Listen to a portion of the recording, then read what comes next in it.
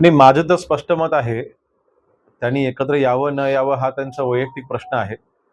त्यांनी राजकीयदृष्ट्या एकत्र येण्याचा निर्णय काय अजून घेतला नाही माझ्या माहितीप्रमाणे.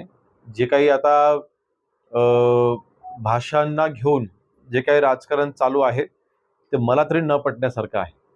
आमच्या सरकारने भूमिका स्पष्टपणे जाहीर केलेली आहे, की मराठी ही भाषाच आपल्यासाठी प्राधान्य भाषा आहे.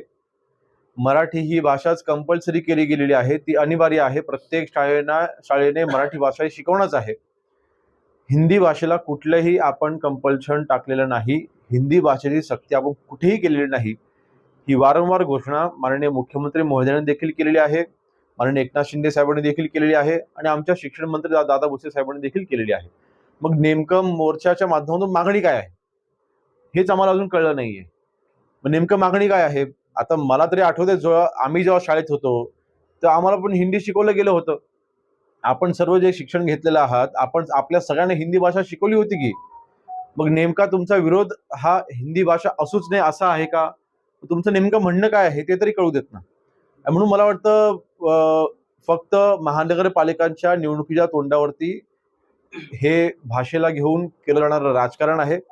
मुंबईमधल्या मराठी मतदारांना आकर्षित करण्यासाठी, त्यांना आम्ही मराठीसाठी काहीतरी करतोय हे दाखवण्यासाठी हे सगळं चाललंय असं माझं तरी मत आहे. कारण एक स्पष्ट म्हणजे आपलं मी आता यादीच ती वाचून दाखवतो. आपल्या संविधानाच्या 8व्या अनुसूचीमध्ये 22 भाषांना परवानगी दिलेली आहे. 22 भाषा ह्या तिथे त्या 8व्या ह्याच्यामध्ये आहेत. त्याच्यामध्ये अ, विशेषतः मराठी भाषा आहे. आपल्या मी राज्यातल्या भाषा म्हणतोय. मराठी भाषा आहे. त्याच्यामध्ये हिंदी भाषा आहे. त्याच्यामध्ये संस्कृत भाषा आहे आणि विशेष त्याच्यामध्ये कोकणी भाषा देखील आहे. मग कोणाला हिंदी भाषा नको हवी असेल, त्यांनी कोकणी भाषा शिकावी. कोणाला हिंदी भाषा नको हवी असेल, त्यांनी संस्कृत शिकावी. आपण कंपल्शन केलेलंच नाहीये ना. मग हे मोर्चे काढून नेमकं आपण काय साध्य करतोय? हे फक्त चाललेलं राजकारण आहे. सर या संदर्भात संजय राऊत यांनी पहिली पण चौथी पर्यंत ती कंपल्सन पाचवीपर्यंत केली आणि तुम्ही म्हणताय याच्यात राजकारण आहे, पण तुमचे शिक्षण मंत्री राज ठाकरेंना वारंवार भेटायला जातात की मग मोर्चा नको, आपण त्याचा बदल करू. मग हे काय नेमकी नाही, बदल करू असं कुठेही बदल करू म्हणजे बघा, पहिली गोष्ट त्यांची मागणी काय होती की हिंदी कंपल्सरी नसली पाहिजे.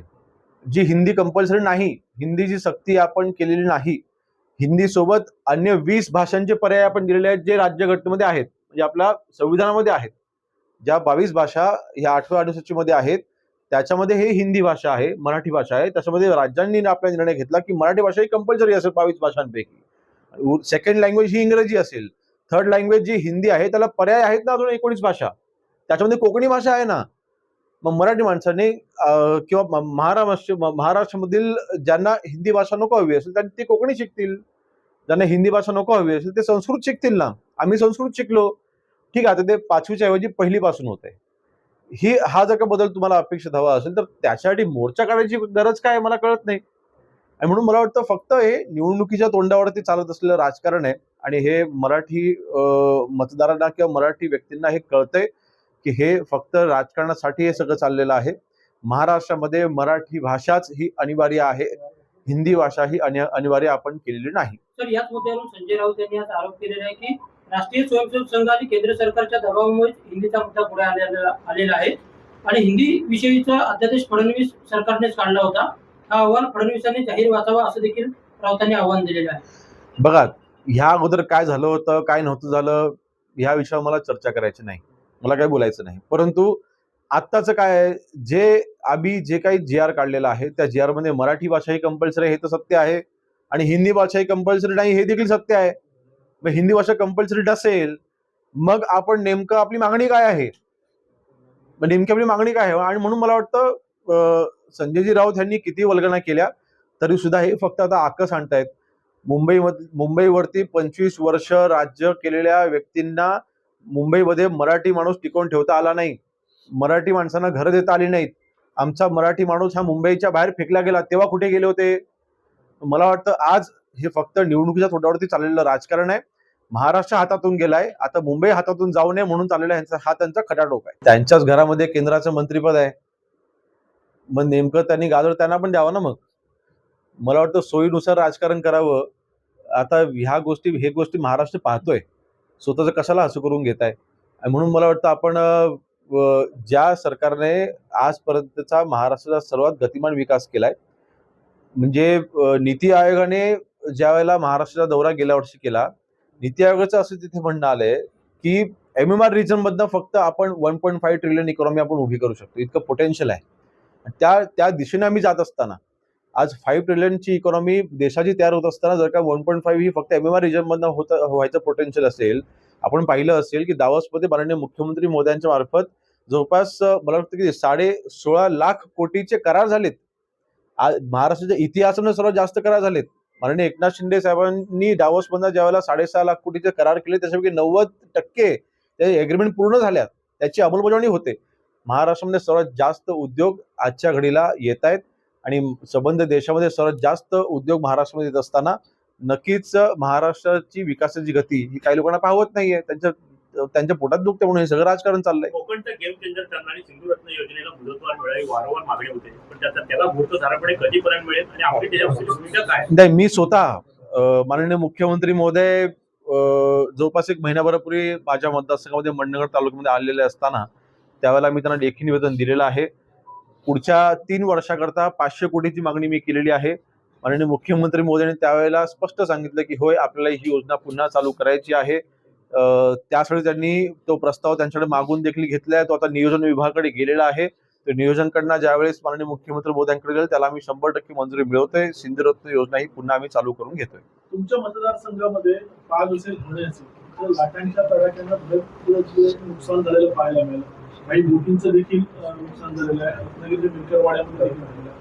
धूप प्रतिबंधक बंधारे जे आहेत ते मंजूर झाले, मात्र त्याला पर्यावरणाची परवानगी मिळाली आहे. साधारणतः कधीपर्यंत या परवानगी? मला वाटतं पुढच्या 6 महिन्यामध्ये ह्या परवानगी मिळतील. कारण आपत्ती व्यवस्थापन मधनं केंद्र सरकार आणि राज्य सरकारच्या मार्फत एकत्रित हा निधी दिला गेलेला आहे. त्याच्यामध्ये काही असे जे धोकादायक समुद्र किनारे आहेत त्यांची आम्हीच ते प्रस्ताव जिल्हाधिकाऱ्यांच्या मार्फत केंद्र सरकारकडे पाठवले होते. त्याला आम्ही मदत पुनर्वसन विभागाच्या मार्फत मान्यता देखील मिळवलेली आहे. त्याला निधी मंजूर आहे. शेवटची फक्त MCZMA त्याला परवानगी मिळवून घ्यायची आहे, म्हणजे पर्यावरण विभागाची. ती मिळाल्यानंतर त्याला त्या सर्व कामांना सुरुवात देखील होणार आहे. त्याची टेंडर शिल्लक देखील सर्व कामं आहेत. म्हणून पुढच्या 6 महिन्याच्या हा प्रश्न सोडवण्याचा आमचा प्रयत्न राहील. सीआरझेडची कमिटी अस्तित्वात आलेली नाही अजून कधी, त्याला मंजुरी द्यायची जी शासनाची. मला वाटतं राज्याकडनं त्याचा प्रस्ताव जातो, म्हणजे नावं जातात आणि त्याला केंद्राकडनं परवानगी मिळते. मी त्याची माहिती, कारण मला त्याची पूर्ण माहिती नाही की सध्या फाईल कुठे आहे ती, पण त्याला मान्यता लवकरच मिळेल. मोठी खात्री लागणार असं सांगितलं जाते. आयकर विभागाकडून काही माहिती सरकारने मागवली आहे असं सुद्धा समोर येत आहे. त्याची मला पूर्ण माहिती नाहीये. प्राथमिक जी मी आपल्याच प्रसार माध्यमांच्या मध्ये मी आज सकाळी पाहिली की जे इन्कम टॅक्स भरतायत ज्या कुटुंबामध्ये किंवा ज्या महिलांमध्ये, ज्या महिला इन्कम टॅक्स भरतात त्यांना या योजनेचा लाभ मिळणार नाही असं काहीतरी मी टीव्हीवरती पाहिले, परंतु त्याची मला कुठली माहिती नाही, त्यामुळे मी त्याच्यामध्ये बोलणं चुकीचं आहे. सिंचन क्षमताचा विषय आता काढला ना, आपल्यामुळे जिल्ह्याची सिंचन क्षमता कमी असल्याने निधी पण घेताना शासनाचा हात आखडतोय. 17 प्रकल्प आहेत ते पूर्णत्वाच्या मार्गाला जात आहेत मोठे, त्याला जवळजवळ 2,500 कोटीची आवश्यकता आहे. पण सिंचन क्षमता कमी असल्यामुळे आपण त्या ओलिताखाली आलेल्या क्षेत्रामध्ये आपण बारमाही शेती करत नाही, काय फळ लागवड करत नाही. त्याच्यामुळे कुठेतरी पैशांची हात आकडता घेतला जातोय. तुमच्या सिंचनसाठी नेमकी तुमची भूमिका काय आहे सिंचन क्षमतेबाबत? माझं तर स्पष्ट म्हणणं आहे की जलसंपदा विभागाच्या मार्फत मोठे धरणं आता ठीक आहे, आता जी मंजूर आहे, जी अर्धवट पडली आहे तिथं पूर्ण झालीच पाहिजे. माझ्या मतदारसंघामध्ये 2 आहेत, कोयना आणि न्यू मांडवे, ते आता अंतिम टप्प्यामध्ये आहेत. पुढच्या 2 महिन्याच्या आतमध्ये आम्ही त्याला मंजुरी आणतोय. त्याची सुप्रमाण आम्ही आणतोय. आताच पंढरीमध्ये माझ्या मतदारसंघामध्ये मंडणगड तालुक्यामध्ये आम्ही 60-62 कोटी पंढरी धरणाला आम्ही मंजूर करून घेतले. तो प्रश्न मार्गी लावला. माझं म्हणणं मोठी धरणं होतील, परंतु कोकणाची भौगोलिक परिस्थिती पाहता मोठ्या धरणांपेक्षा जलसंधारण विभागाच्या मार्फत आपण 0 to 100 हेक्टरमध्ये किंवा 100 to 500 हेक्टर पर्यंतची बंधारे जी आहेत ते आपण बांधले पाहिजेत. त्याच्याने सिंचनाचा टक्का आपण 100% वाढवू शकू. म्हणजे 5-5, 7-7 गावं मिळून ती धरणं उभी करणं आणि त्यामार्फत सिंचनाचा टक्का वाढवणं, म्हणजे त्यामार्फत कोकणाचा प्रश्न हा सुटू शकतो. जिल्हा नियोजन मधून योग्य निधी प्रत्येक तालुक्याला मिळत नाही म्हणून माजी आमदार विजय नातू यांनी थेट अजित पवारांना या ठिकाणी पत्र लिहिलेलं आहे.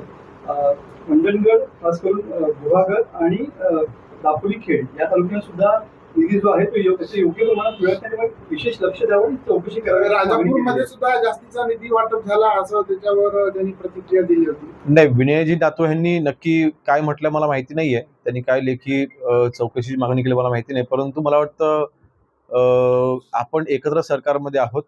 आपण एकत्र महायुतीमध्ये आहोत. अशा चौकशीची मागणी करण्यापेक्षा जर का प्रत्यक्षामध्ये बसून समोरासमोर बसून हा विषय मिटवता आला असता, म्हणून प्रत्येक गोष्टीत चौकशी मागणी करण्यापेक्षा आपण एकत्र सरकारमध्ये असताना आपण हे प्रश्न आपण सहजरित्या मिटवू शकतो. म्हणून ती भूमिका घेतली असं अधिक योग्य राहिलं असतं.